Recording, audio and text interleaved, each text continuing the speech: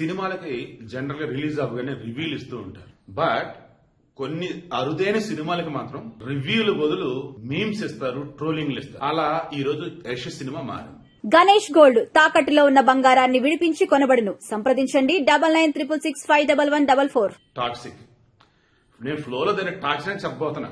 ఎందుకంటే చాలా చోట్ల టాక్సిక్ ప్లేస్ లో టార్చర్ అని పెట్టి సేమ్ అదే ఫాంట్ కింద రివ్యూని ఇచ్చేస్తున్నారు. నాకు అర్థం కాదు అసలు ఏంటి వీళ్ళంతా. ఇక సినిమా చూసిన తర్వాత నాకు అనిపించింది తప్పే లేదురా బాబు, అలాగే ఇవ్వాలి. నరకానికి వన్ వే టికెట్ అని ఒక డైలాగ్ ఉంటుంది, అది నిజం.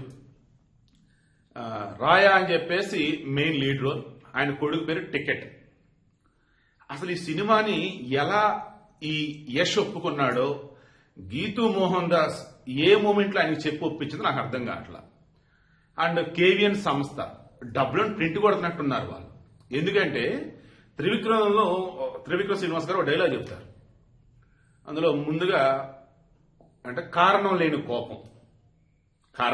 కోపం, గౌరవం లేని ప్రేమ, బాధ్యత లేని యవ్వనం, జ్ఞాపకాలు లేని వృద్ధాప్యం దండగా అంటాడు. అలా ఇక్కడ మనకి ఖర్చు కనిపించింది, కారణం కనపడదు. విజువల్స్ కనిపిస్తాయి, అక్కడ వచ్చేసి ఎమోషన్స్ ఏం కనపడదు. స్టార్ పాత్రలు ఉంటాయి, వాటిని నిలబెట్టే విధంగా ఇక్కడ ఏం కనపడదు. అంటే కథ లేదు అసలు. నయనతార గంగ, ఈమె ఈ రాయకి అక్క, వీళ్ళ అనాథలు.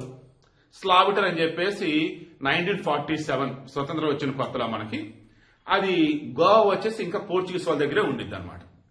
అక్కడ స్లావిటర్ వచ్చేసి పెద్ద drug dealer, drug den, mafia drugs అంటే డెన్ అని చెప్పాలి, డాన్. ఓకే, ఇక మొత్తానికి ఆయన గ్యాంగ్ లో జాయిన్ అవుతాడు.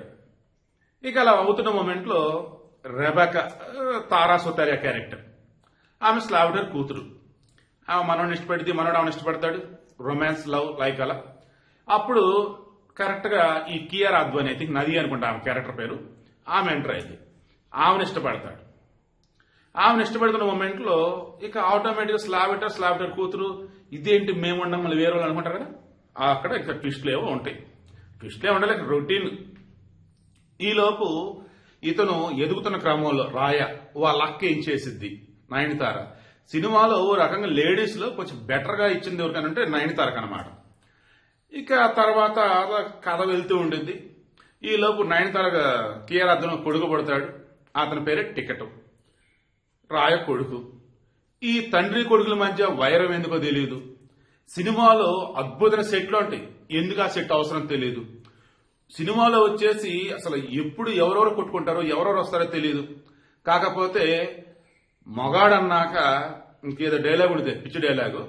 అలా ఇక్కడ ఏం చూపిస్తాడంటే ఎంజాయ్ చేయడం లేడీస్ తో రకరకాలుగా, అది మగతనం అన్నట్టు.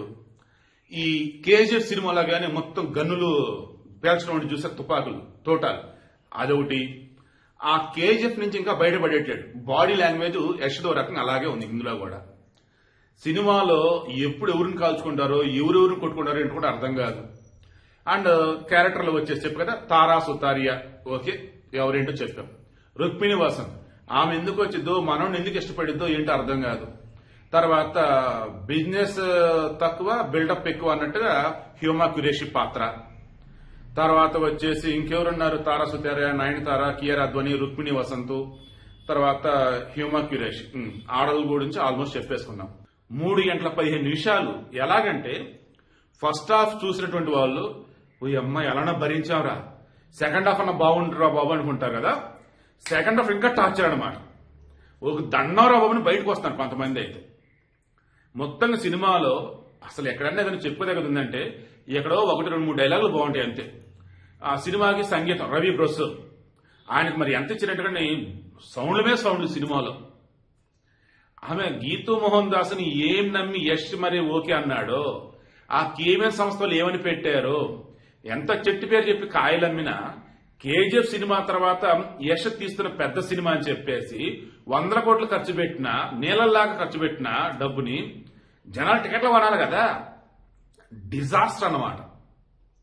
నాకు తెలిసి ఈ సినిమాకి ఎంత డబ్బు ఇచ్చినా కానీ పాజిటివ్ గా ఒక్కడు కూడా చెప్పలేడు. ఎందుకంటే పాజిటివ్ చెప్పాలంటే ఏమైనా ఉండాలి కదా, ఏమి లేదన్నమాట. అంతా కూడా శృంగారం, అడల్ట్ సీన్స్, కొట్టుకోవడం, చంపుకోవడం, నరుక్కోవడం, కాల్చుకోవడం, ఆడవాళ్ళు వచ్చి పోతుండటం, ఇది తప్ప ఇంకేమీ లేదు. ఓవరాల్ గా ఇక ఇప్పుడు గతంలో హనుమాన్ మూవీ అని ఒకటి ఉంది మనదే, 2024 అనుకుంటా. అప్పుడు గుంటూరు కారం అని మన మహేష్ బాబు సినిమా వచ్చింది, గుర్తుంది కదా. గుంటూరు కారం సినిమా కోసం బాగా ఆడుతున్న హనుమాన్ సినిమా థియేటర్లు తగ్గించారు. ఏం జరిగింది? గుంటూరు కారం ఓ రకంగా ఫ్లాప్ అది.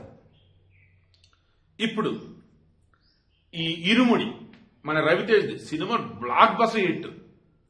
బట్ దీనిని మనోళ్ళు ఈరోజు తీసి చాలా చోట్ల ఈ యష్ మూవీ ఇది వేస్తారు, టాక్సిక్ వేస్తారు. కారణం ఏంటి? ఆ తీసుకున్న డిస్ట్రిబ్యూటర్లో కొంచెం పెద్దోళ్ళు లేండి, వాళ్ళు ఎవరేంటో మీకు తెలుసు. సో ఓన్లీ రెంటల్ థియేటర్లు, లీజ్ థియేటర్లు కొన్ని ఉన్నాయి కదా, అవి మాత్రమే ఇరుముడిని ఆడిస్తున్నాయి. ఏవైతే లీజుకు లేకుండా, రెంటల్ లేకుండా మాకు నచ్చింది మేము వేసుకుంటాం అన్నట్టు చూసారా, వాటినింట్లో ఆల్మోస్ట్ టాక్సిక్ వేసి పడేశారు. దానికి తోడు సింగిల్ స్క్రీన్ 50, మల్టీప్లెక్స్ అయితే 100 రూపాయలు పెంచుకోవడం. మళ్ళీ ఎవడండి చూసేది? నేను అనుకోవటం ఈరోజు ఈవినింగ్ కల్లా కూడా పైరసీ చేసేస్తారు దాన్ని. ఆయన సరే చూసే ఓపిక లేదు ఎవరికి. అలా ఉంది ఈరోజు సిచ్యువేషన్. అయితే మరలా ఇరుముడి నేను మార్నింగ్ నిన్న మాట్లాడానండి మన కావ్యస్ మీడియా టీంతో. మన తెలుగు సినీ ప్రేక్షకులు సిగ్గులేదు అని అన్నా. ఎందుకంటే ఆ మాట అన్నాను, ఎందుకు ఆ మాట అన్నారని మన వాళ్ళు అన్నారు. నేను వీడేస్తా అన్నా.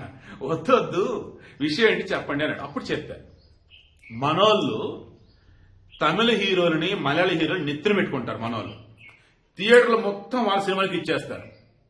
బట్ మన ఇరుముడికి తమిళనాడులో అరకొర థియేటర్లు అలా ఇచ్చేస్తారు, కలెక్షన్స్ లేవు. బట్ మనోళ్ళు కార్తీ ఏంటి, సూర్య ఏంటి, కమల్ హాసన్ ఏంటి, రజనీకాంత్ ఏంటి, అజిత్ ఏంటి, ఇప్పుడు విజయ్ ఏంటి, శివకార్తికేయన్ ఏంటి, ఒకళ్ళ ఇద్దరండి. అసలు మొత్తం నెత్తిన పెట్టుకోవటమే మనోళ్ళు. థియేటర్ మొత్తం వాళ్ళకే. ఇరుముడి గారి థియేటర్ లేకపోగా మనకున్న థియేటర్లను కూడా తీసి ఈరోజు కన్నడ నటుడు యష్కి ఇచ్చేశారు. అని సరే మన తెలుగు సినీ ప్రేక్షకులు సినిమాలకు వెళ్తూనే ఉంటారు, థియేటర్లో వెళ్తూనే ఉంటారు, బాయ్కాట్ చేయరు. మీరు బాగా క్రాస్ చెక్ చేసుకోండి, తమిళనాడులో ఏ మాత్రం సెంటిమెంట్ రిలేటెడ్ వాళ్ళకి కనుక రేగిందంటే ఆ సినిమా దరిదాపులు కూడా పోరు అసలు. అలా మన తెలుగు సినిమాలు అదే ఒక బాహుబలిని హిట్ చేశారు. మిగతా ఎన్ని సినిమాలు బాగున్నా వాళ్ళు థియేటర్ రాలేదు, చూడలేదు. అనవసరంగా బాక్సులు అంటే బాక్సులు కాబట్టి డిజిటల్ ప్రింట్లే కాబట్టి ఆ ప్రింట్ వేస్ట్ అన్నట్టు అయిపోయింది అనమాట. సో విషయం అర్థమైంది మీకు. ఇప్పుడు తిరిగి మళ్ళీ ఇరుముడి వేయాల్సి వస్తుంది. నాకు తెలిసి ఈ ఒక్కరోజు కొన్ని చోట్ల ఎక్కడైతే రేపు ఆదివారం వరకు అగ్రిమెంట్లు ఉన్నాయో, బాండ్లు ఉన్నాయో అవి ఓకేలే కానీ అగైన్ మరల ఇరుముడి పడింది ఖచ్చితంగా. ఇది ఆ స్వామివారి మహిమే అని అంటూ ఉన్నారు. మిస్టర్ పర్ఫెక్ట్ అనుకుంటా. అరే స్వామివారికి వస్తాను మొక్కున్నాను, రాలేదురా, అందుకే పంచర్ చేశాడు రా కారు అని అంటాడు. అమ్మా స్వామి నీలాగా శాడిస్ట్ కాదే, అనమాకే సందే అంటాడు. అంటే స్వామి మనల్ని తప్పు చేసి శిక్షిస్తాడు.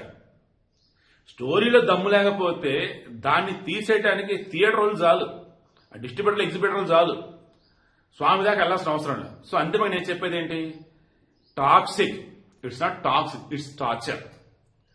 అంతమందిని పెట్టి విచ్చలవే డబ్బు ఖర్చు పెట్టి అద్భుతమైన సెట్లు వేసి సినిమాని సర్వనాశం చేసి పెట్టారు. ఆ ఎడిటర్ కన్నా అప్పచెప్తే ఎంతో కొంత అరగంటనే కట్ చేస్తే కొంచెం బెటర్గా ఉండేదేమో. వరస్ట్ అనమాట. నాకు తెలిసి ఈ మధ్యకాలంలో ఇంత డిజాస్టర్ మూవీ రాలా. లాస్ట్ ఒకటి చెప్పి క్లోజ్ చేస్తాను. మొన్న యష్ ప్రీ రిలీజ్ ఈవెంట్ లో సినిమాని ఎవరు సీరియస్ గా తీసుకోవద్దు, మేమేమి అంత గొప్ప ఎఫర్ట్స్ పెట్టి సినిమా తీయలేదు, జస్ట్ అలా నటించామని అన్నాడు అంతే. అది ఆయన తెలిసి అన్నాడు, తెలియకన్నాడు తెలియట్లేదు. కానీ విక్రమార్కుడి సినిమాలో మన మిమ్మల్ని నమ్మి నేను పాపన అక్కడ ఉన్నటువంటి సొమ్ము మీద అప్పచెప్తానని చెప్పేసి ఆమె రితికాను ఎవరు అంటారు. పక్కొచ్చి బ్రహ్మానందం అను మన రవితేజ పగలబడి నవ్వుకుంటారు. ఇప్పుడు యష్ ఆ బిట్టుని పెట్టి ఇది పెట్టి భయంకర ట్రోల్ చేస్తారు. ముందే చెప్పాడు రా బాబు మనోడు అని. అంత టార్చర్ అన్నమాట సినిమా.